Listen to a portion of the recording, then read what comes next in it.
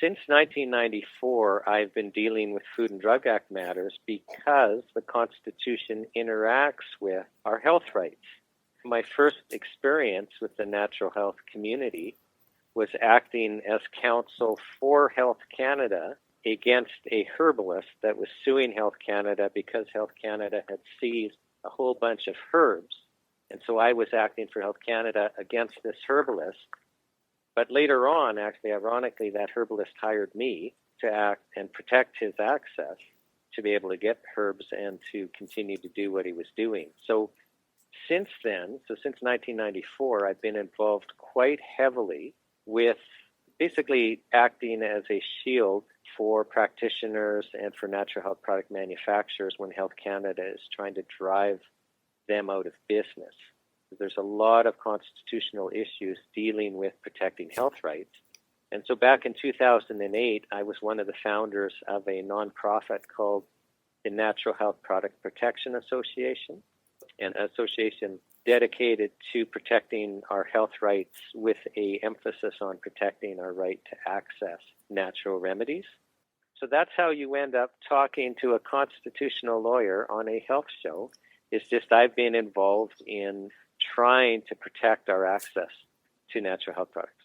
Anyone who's been following the regulation of natural health products and Health Canada's attempt to basically destroy the industry and ensure that we don't have access to a natural health community will know that this happens periodically. So, in the late 90s, there was a huge citizen rebellion because Health Canada was driving products off the market using the chemical drug regulations and saying you have to comply with the chemical drug regulations, and then was also going to be bringing in cost recovery, which is somewhat ironic because that's what they're doing right now, is trying to move us to regulate as chemical drugs again and bring in cost recovery. So there was this huge citizen rebellion. The Liberal government backed down. The health minister was Alan Rock, and he refers the matter to the Standing Committee of Health. Like literally, he backed down. There was a lawsuit to have these cost recovery regulations struck, and they withdrew the regulations and said, we'll refer this to the Standing Committee of Health.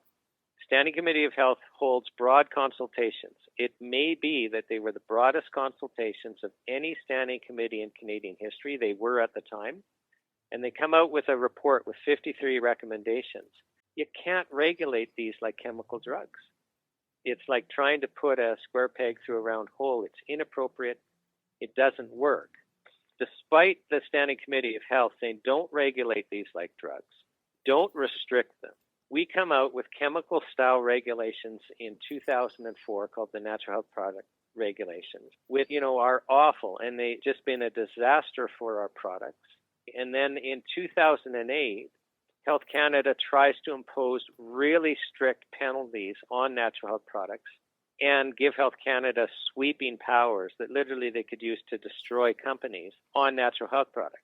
And we rebelled. It was one of the biggest citizen rebellions in our history. Like from a legal philosophical perspective, when you bring in penalties that are just so harsh that there can be not even a murmur of dissent, the bureaucracy going after you is total destruction. So you're in a state of tyranny when the government can just do whatever they want. So if Health Canada now says, jump to a natural health product company, the question isn't, well, wait a second, if I do what you say, then people are going to be hurt. The question is, how high do you want me to jump? If you're a natural health product manufacturer or a practitioner or, a health food store, and you've crossed the line in, the act or regulation, you are facing a maximum fine of $5,000 an offense. Well, if you cross one of these therapeutic product offenses, we were talking about $5 million a day, every day of violation. We're in Alice in Wonderland territory. So it's already law. We have to now have this repealed, which is a little harder. People should be really mad about this because it was a total end run. It was a totally Health Canada and the government of Canada deliberately trying to fleece us. And what's happened is we place ourselves in the situation where the government can then just keep making the regulations more strict and more strict and more strict. And we actually have fewer and fewer effective products. There will be vitamins and minerals and the odd product on the shelves, but they'll be in levels where the amounts are so low as being meaningless. Well, now they're going to impose fees where the companies are going to have to pay a big fee to get a license and pay a yearly fee to be able to sell and pay a yearly fee for site licensing. And it's going to end while they're doing this.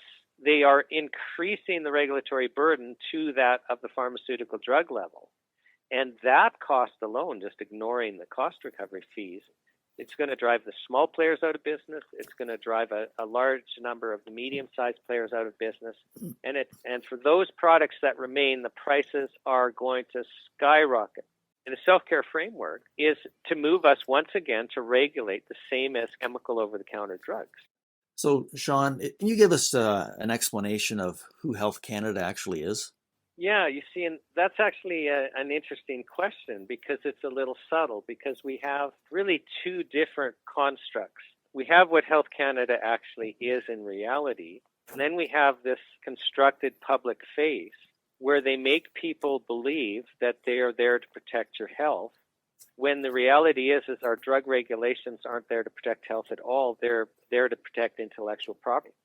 I challenge any of your listeners to read the Food and Drug Act and drug regulations, and you find in there any reference to health, protecting health, or getting good health outcomes, or any public interest language of any description. It's not there.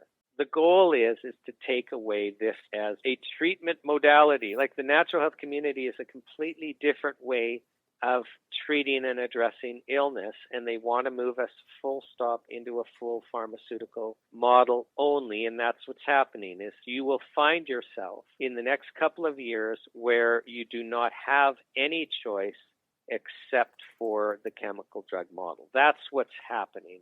Those are the main steps. They're going to use the fees to create a new enforcement arm to ensure that these stricter regulations on natural health products are enforced, and actively go out in the marketplace and make sure that there's no public truthful health information about natural health products other than the approved Health Canada label claim.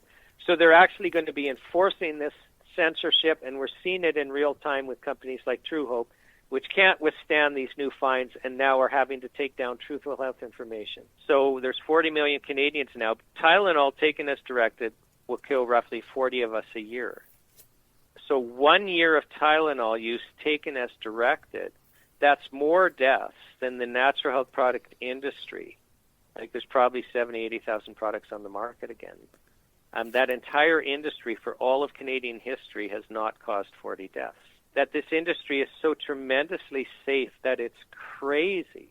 Well, in 2004, if we need regulations to protect us from the dangers of natural health products, 2004, when there wasn't a single regulated one, when the whole industry was illegal, that had to be the Wild West.